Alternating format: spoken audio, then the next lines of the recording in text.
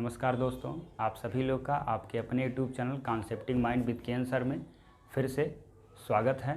आज हम परसेंटेज में परीक्षा पर आधारित प्रश्न पार्ट 2 लेकर फिर से उपस्थित हुए हैं। कुछ नए प्रश्न देखिएगा। कुछ प्रश्न हमने लिखे भी हैं। लिखा है कि किसी परीक्षा में एक विद्यार्थी 265 अंक प्राप्त करता है और वह पास अंक से 6% अधिक अंक प्राप्त करता है। यदि उसी परीक्षा में एक अन्य विद्यार्थी 300 अंक प्राप्त करता है तो कह रहा है कि वह पास अंक से कितना प्रतिशत अधिक अंक प्राप्त किया। देखिएगा, काफ़ी इंपॉर्टेंट प्रश्न है, एकदम नया प्रश्न है ये। देखिएगा, कह रहा है कि किसी परीक्षा में, तो आपका समय हम ना गंवाते हुए कुछ प्रश्न आपको बता दे रहे हैं, अच्छे प्रश्न जो परीक्षा में काफ़ी ज़्यादा पूछे जाते हैं। देखिएगा, तो इसको आपको सॉल्व करना है और कम समय में आपको सॉल्व करना। देखिए, लिखा है कि किसी परीक्षा में एक विद्यार्थी कितना पाया, 265 अंक प्राप्त किया है और वह कह रहा है कि वह पास अंक से 6% अधिक अंक प्राप्त करता है। तो आपको पता है कि पास अंक हम बता दिए थे कि इसको कहते हैं मिनिमम पासिंग मार्क। क्या कहते हैं? Minimum passing mark. ये होता आपका मिनिमम पासिंग मार्क यानी पास अंक। तो पास अंक भी अपने आप में कितना परसेंट होता है? 100%।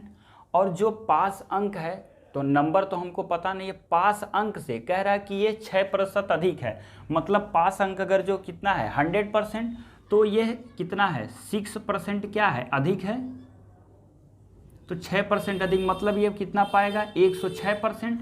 तो 106% पाएगा, जो किसके बराबर होना चाहिए, 265 के बराबर होना चाहिए, 265।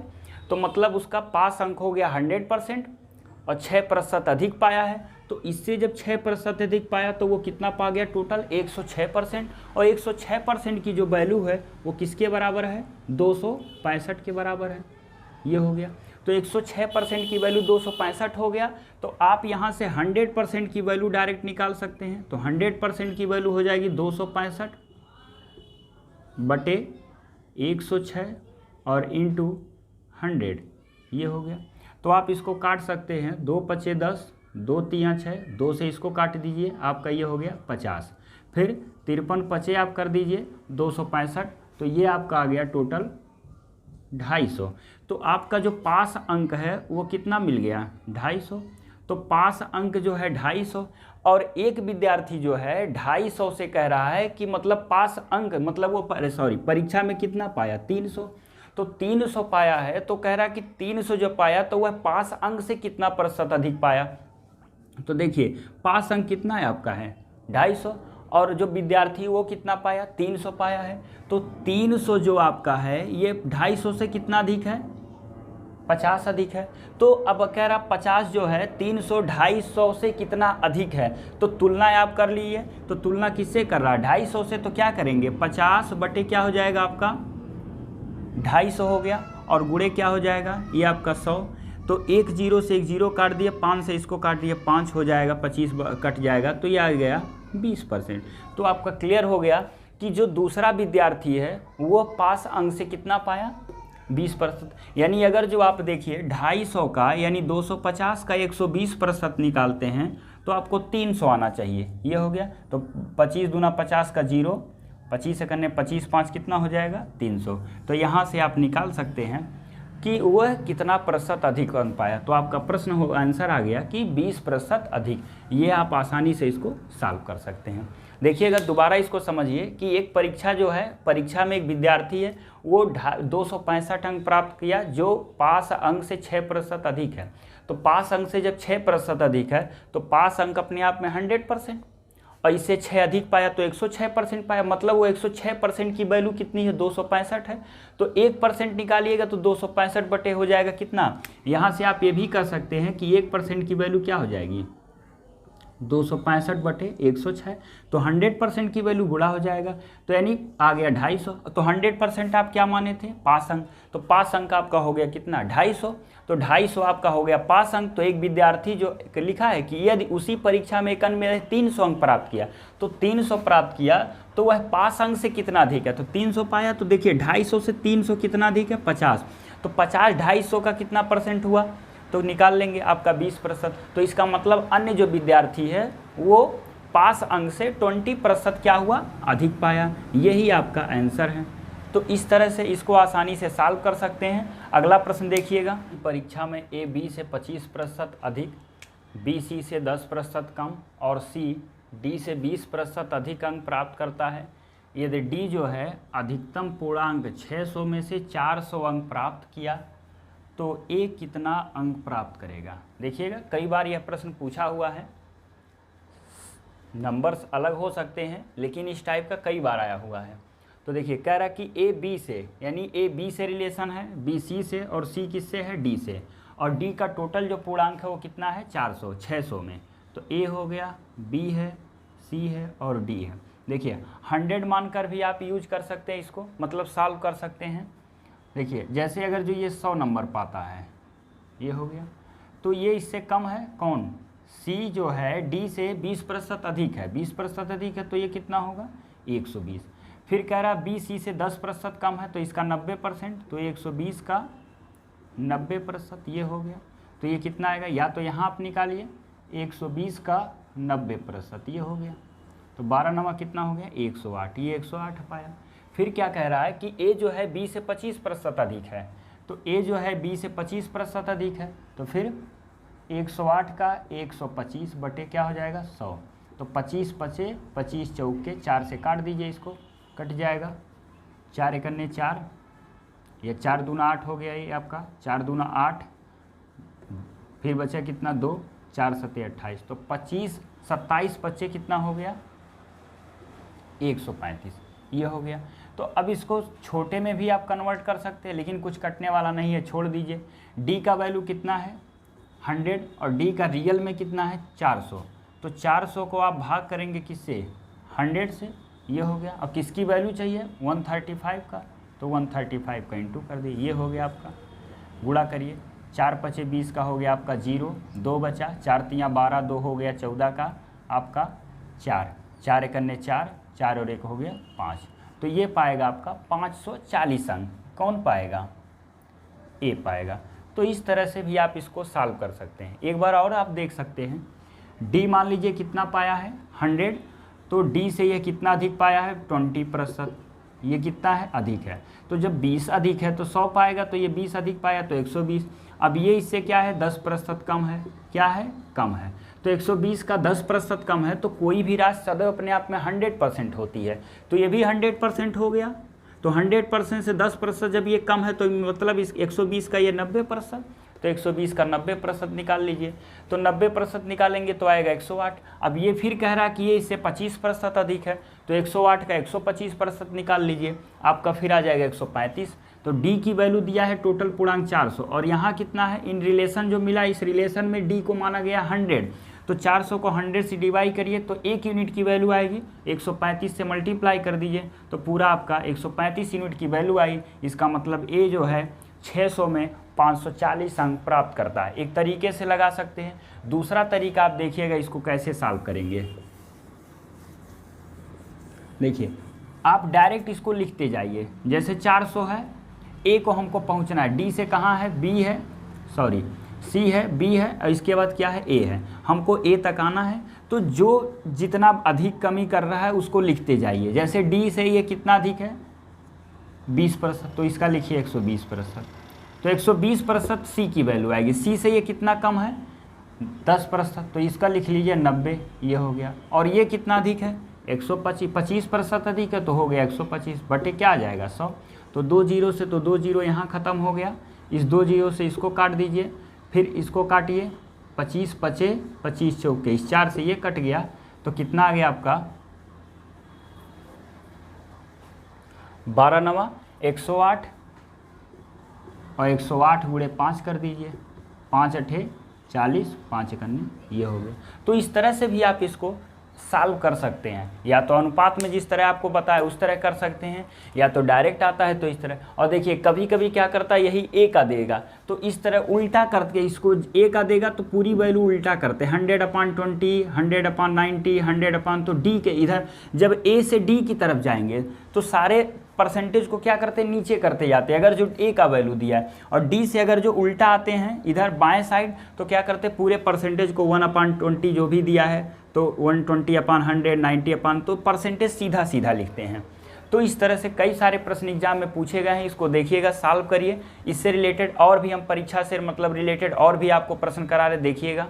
किसी परीक्षा में 70% विद्यार्थी अंग्रेजी में, 80% विद्यार्थी गणित में उत्तीर्ण हुए, और फिर कह रहा है कि 10% विद्यार्थी दोनों विषयों में फेल हो गए।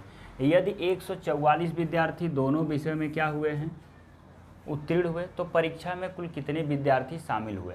देखिएगा, इससे रिलेटेड भी बहुत सारे प्रश्न बनते हैं और बहुत बार परीक्षा में पूछा भी गया है और काफ़ी इम्पॉर्टेंट है। देखो, इसको ध्यान से समझने वाली बात है कि इस तरह के प्रश्न को हम कैसे सॉल्व करेंगे। ऐसे प्रश्न को आप समुच्चय सिद्धांत, यानी जब आप पढ़े होंगे इंटर में, तो समुच्चय सिद्धांत में ये सब चीज़ें पढ़ाई जाती है। ए यूनियन आप देखे होंगे बी, और ए इंटरसेक्शन बी, ये वैल्यू आप पहले निकालते थे। फिर एन ए आप निकालिए, number of element of A, number of B.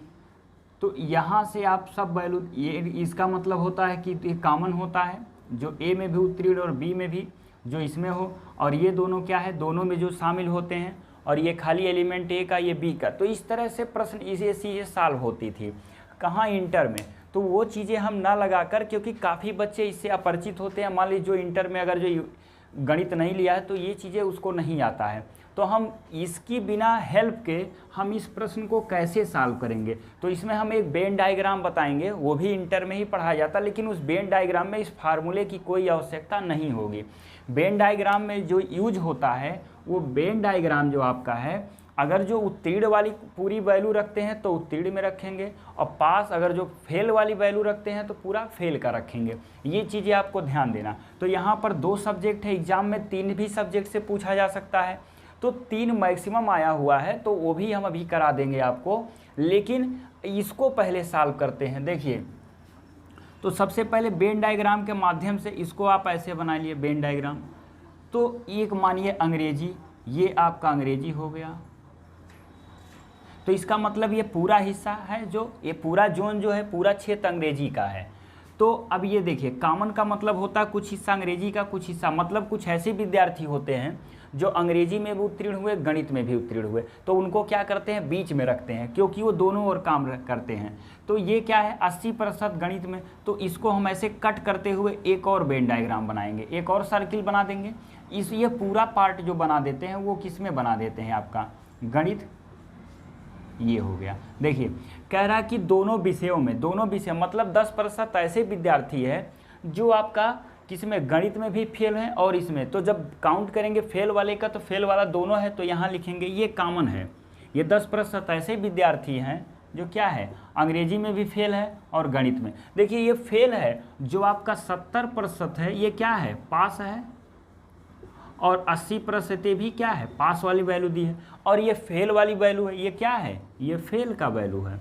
तो हम पास वाली वैल्यू कैसे, तो 100 से अगर जो, तो 100% अगर जो क्या है, पूरा वैल्यू अंग्रेजी को 100% मानते हैं, अंग्रेजी में 100%, तो 70 घटाएंगे तो 30% उत्तीर्ण हुए, अरे क्या होंगे आपका, सॉरी 30% आपका क्या होगा, फेल होगा। और इसी तरह 100 से 80 सब्ट्रैक्ट करेंगे तो क्या आ जाएगा, 20%, ये हो गया। तो फेल वाली ही वैल्यू। तो देखिए, अब 30% ये जो है, ये 30% ऐसे विद्यार्थी है जो अंग्रेजी में फेल हैं, और 20% ऐसे विद्यार्थी हैं जो गणित में। तो केवल और केवल ये जो पार्ट बचता है, ये केवल आपका क्या है, ये पार्ट खाली अंग्रेजी के, मतलब ऐसे विद्यार्थी जो केवल अंग्रेजी में। तो ये 10 जो 30 है, ये 10 भी इसमें शामिल है, तो 10 घटा देंगे तो क्या बचेगा, 20। तो ये 20% वाला जो राशि है, ये है, ये केवल और केवल अंग्रेजी में फेल हुए हैं। और ये क्या है, ये पूरा पार्ट किसका है, ये गणित का है। तो 20 से 10 घटाएंगे तो ये भी आपका कितना आ जाएगा, 10। तो ये हो गया आपका गणित। तो देखिए, 20% केवल अंग्रेजी में, 10% केवल गणित में, और 10% दोनों में। तो फेल वाले की जो संख्या हो जाएगी वो क्या होगा, 20 + 10 + 10, तो बराबर कितना हो गया, 20, और ये 20 हो गया कितना, 40। तो टोटल 40% विद्यार्थी क्या हो गए, फेल हो गए। तो 40% जब फेल हो गए तो 100% अपने आप में होगा। तो 100 में 40 जब फेल हो गए तो 60 क्या होंगे, पास होंगे। तो 60% क्या होंगे, पास होगा। तो 60% जब पास होंगे, और 60% की वैल्यू क्या दिया है, 144। परीक्षा में अपने आप में कुल 100% होगी विद्यार्थियों की संख्या, तो 60% की वैल्यू क्या है 144। तो आप बहुत बार लगा चुके हैं, तो डायरेक्ट आप निकालिए 100% की वैल्यू, तो 144 अपान क्या हो जाएगा 60 और इंटू 100। तो एक जीरो से एक जीरो का दे, 24 छक्के कितना होता है 144, तो ये हो जाएगा 240 विद्यार्थी। यहाँ से इस प्रश्न को आसानी से सॉल्व कर सकते हैं। आप अच्छे से समझेंगे, प्रैक्टिस करिएगा, तो ये कम समय में आप इसको सॉल्व कर सकते हैं। देखिएगा इससे रिलेटेड और डिफरेंट प्रश्न आते हैं, तो हम और सारे प्रश्न इसमें करवाते हैं अभी। देखिएगा तो ये प्रश्न आप अच्छे से उम्मीद है कि समझ गए होंगे। तो इस पे देखिए और भी प्रश्न कैसे जनरेट करता है, मतलब और कैसे प्रश्न क्रिएट करता है। जैसे कहेगा कि केवल एक विषय में उत्तीर्ण होने वाले विद्यार्थियों का संख्या या परसेंटेज पूछेगा, केवल एक, तो केवल एक, तो यहाँ जो है ये पास वाला चल रहा, तो आपसे पूछेगा कि केवल एक विषय, केवल एक विषय में उत्तीर्ण होने, अरे फेल होने वाले विद्यार्थियों का परसेंटेज। तो देखिए एक विषय में भी है, एक विषय में भी, तो कुल कितना आ जाएगा 30%। तो 30% क्या होंगे केवल एक विषय में। अगर जो कहता है केवल और केवल गणित में फेल होने वाले का परसेंटेज, तो ये हो क्या होगा केवल गणित में क्या होगा 10%, और केवल अंग्रेजी में पूछेगा तो क्या हो जाएगा 20%, और केवल एक विषय कहता है तो केवल एक विषय मतलब दोनों मिलाकर, तो दोनों मिलाकर कितना हो गया 30%। तो इस तरह से आप प्रश्न और भी इसमें पूछ सकता है, तो आप आसानी से क्या कर सकते हैं इसको सॉल्व कर सकते हैं। इससे रिलेटेड और एक प्रश्न का, परीक्षा में 90% विद्यार्थी हिंदी में, 85% विद्यार्थी गणित में पास हुए हैं, और कह रहा है कि 150 विद्यार्थी दोनों विषयों में उत्तीर्ण हुए। यदि कोई भी विद्यार्थी दोनों विषय में फेल नहीं हुआ है, तो इसका मतलब जितने भी विद्यार्थी है किसी न किसी सब्जेक्ट में वो पास हैं। तो इसमें अब कॉमन वाली बात नहीं कर रहा है कि मतलब दोनों विषय में, जब आप वेन डायग्राम इसके पहले वाले में सॉल्व किए हैं तो बीच में देता था कि कितने विद्यार्थी दोनों विषय में फेल या पास का देता है। यहाँ पर दिया है कि 90%, जो 150 है ये इसकी वैल्यू दे दिया है, और ये है आपका संख्या में, तो और ये बाकी चीज़ें क्या है परसेंटेज में। तो 90% जो विद्यार्थी हिंदी में और 85% विद्यार्थी क्या है गणित में। इस तरह कभी भी प्रश्न आता है, अगर जो ये वैल्यू आपका देता है किसमें संख्या में, तो क्या करेंगे इसमें दोनों को पहले अब जोड़ लिए, क्योंकि ये भी टोटल, ये भी पास का है, ये भी पास है, और ये भी आपका क्या है पास है। तो क्या करेंगे 90 आप जोड़ लीजिए और प्लस क्या करिए 85, दोनों ऐड कर लीजिए, ये हो गया तो 175%। इसका मतलब हो गया 100 से ये कितना अधिक है 75, तो इसका मतलब हो गया कि 75% जो विद्यार्थी वो दोनों विषयों में उत्तीर्ण हुए, और दोनों विषय में जो 75% विद्यार्थी उत्तीर्ण हैं, तो आप देखिएगा 75% की वैल्यू कितनी है 150,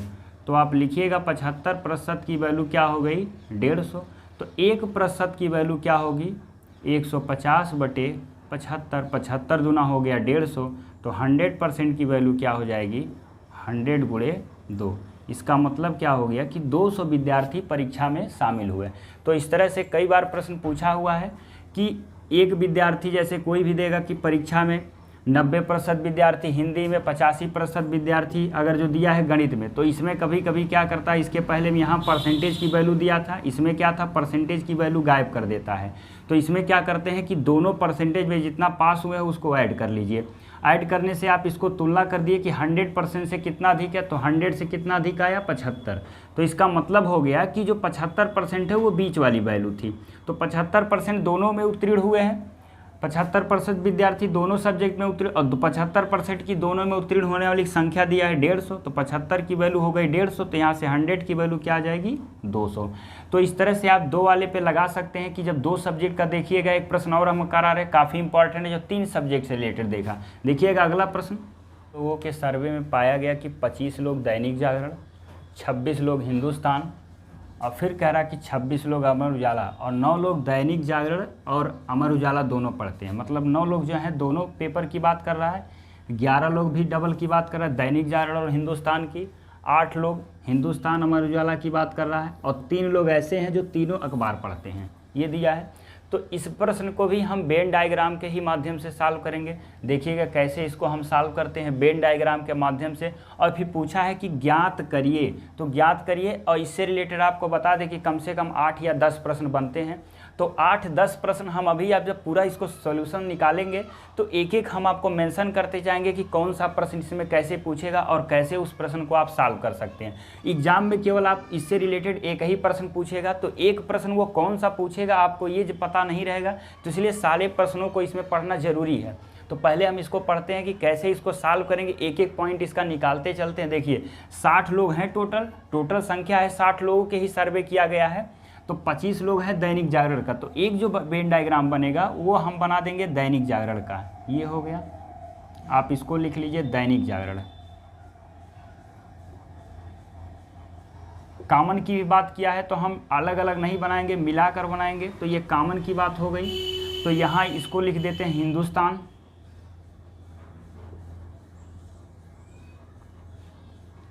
अगला जो हो गया आपका अमर उजाला,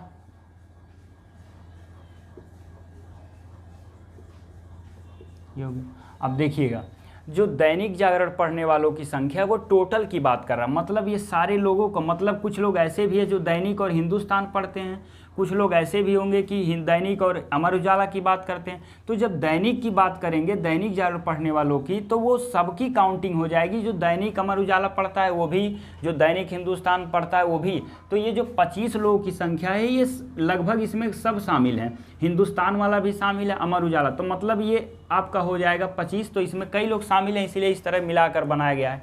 हिंदुस्तान में क्या दिया है 26 लोग, ये हो गया। अब बात कर रहा है किसका, अमर उजाला का, तो ये भी कितने लोग हो गए 26 लोग, ये हो गया। और कह रहा है कि जो 9 लोग हैं वो दैनिक जागरण अमर उजाला, तो देखिए दैनिक जागरण ये है, अमर उजाला तो ये वाला पार्ट, तो ये दोनों मिलाकर रहेगा, इसको ध्यान दीजिएगा, ये दोनों मिलाकर दिया है कि 9 लोग जो हैं दैनिक जागरण तथा अमर उजाला पढ़ते हैं, ये हो गया। 11 लोग दैनिक जागरण हिंदुस्तान, तो ये हो गया 11, ये भी पूरी की बात कर रहा है। और इसके बाद फिर कहा है 8 लोग हिंदुस्तान अमर उजाला, तो ये भी पूरे की बात। और 3 लोग को बता रहा है कि ये तीनों अखबार पढ़ते हैं। तो ये आपका डायग्राम बनकर क्लियर हो गया। अब इसमें एक एक पॉइंट जो पूछता है उसको हम एक एक पॉइंट देखिएगा कैसे निकालेंगे। सबसे पहले जो पूछेगा कि केवल दैनिक जागरण पढ़ने वालों की संख्या, तो केवल की जब बात करेगा, केवल का मतलब हो गया कि खाली और खाली दैनिक जागरण, मतलब उसमें किसी और पेपर का इंक्लूडिंग नहीं होना चाहिए, केवल दैनिक जागरण। तो ये जो पोर्शन होता है ये खाली दैनिक जागरण पढ़ने वालों का, और ये पोर्शन आपका कहलाएगा हिंदुस्तान का, और ये पोर्शन आपका अमर उजाला कहलाएगा।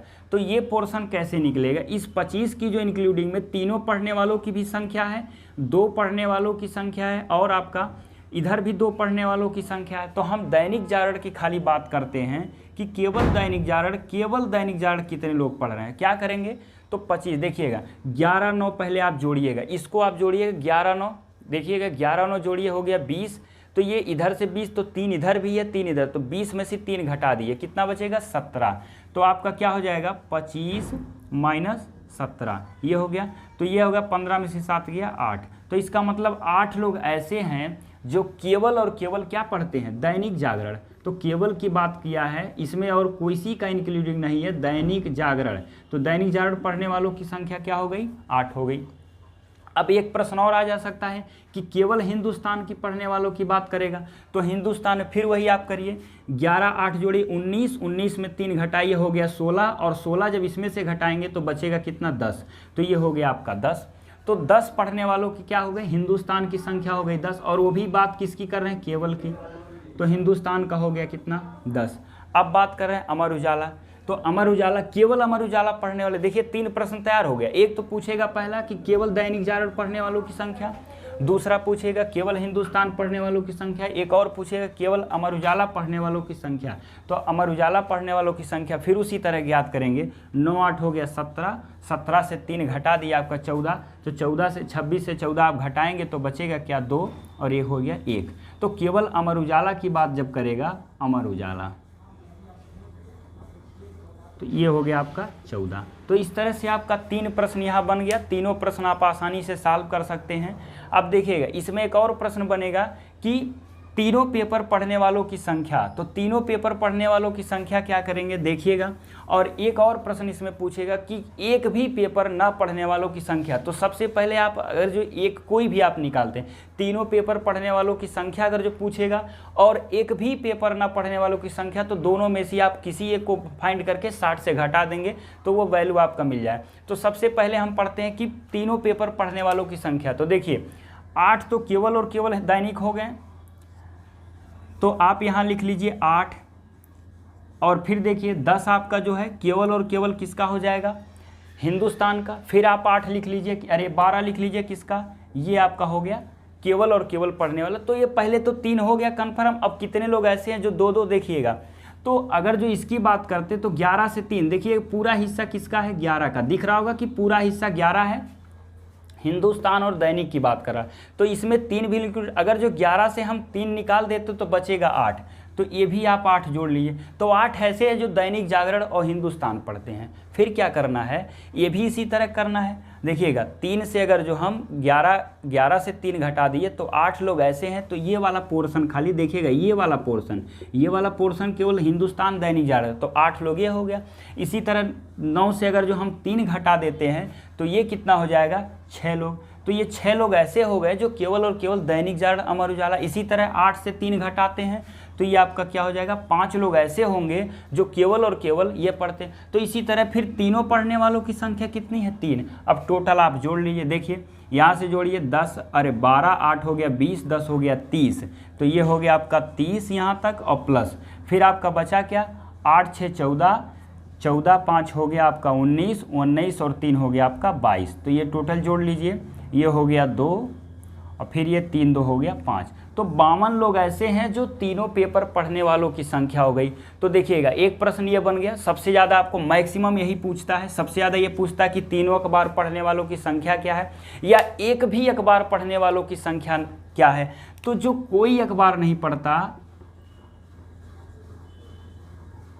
कोई अखबार नहीं पढ़ता, तो इसकी संख्या क्या होगी। तो टोटल कितने लोग हैं, 60 लोग। तो क्या करेंगे, 60 माइनस 52 बराबर क्या आ गया, 8 लोग ऐसे हैं जो केवल मतलब एक भी पेपर नहीं पढ़ते हैं। तो देखिएगा इस तरह से 5 प्रश्न इसमें बन गया। और भी प्रश्न पूछ सकता है कि दैनिक जागरण हिंदुस्तान पढ़ने वालों की संख्या, केवल दैनिक जागरण हिंदुस्तान, तो 8 10 जोड़ लीजिए, केवल दैनिक और इधर से, तो इस तरह से भी ऐसे पूछ सकता है। और केवल एक एक अगर जो अखबार की बात किया तो यहाँ निकाल दिए। और इसमें से सबसे ज़्यादा को आपको बता दें कि सबसे ज़्यादा आज तक जो पूछा है वो पूछता है कि एक भी ना पढ़ने वालों की संख्या और सभी पढ़ने वालों की। तो कुल पढ़ने वालों की संख्या हो गई 52 और ना पढ़ने वालों की संख्या हो गई 8। ये सबसे ज़्यादा पूछता है। तो ये आपका पूरी तरह से परीक्षा पर आधारित प्रश्न समाप्त होता है। अगला हम बताएंगे आपको क्या, चुनाव पर आधारित प्रश्न अगले वीडियो में। तब तक इसको आप पढ़िए, मेहनत करिए। वीडियो अगर जो अच्छा लगे तो लाइक और सब्सक्राइब जरूर करिए। धन्यवाद।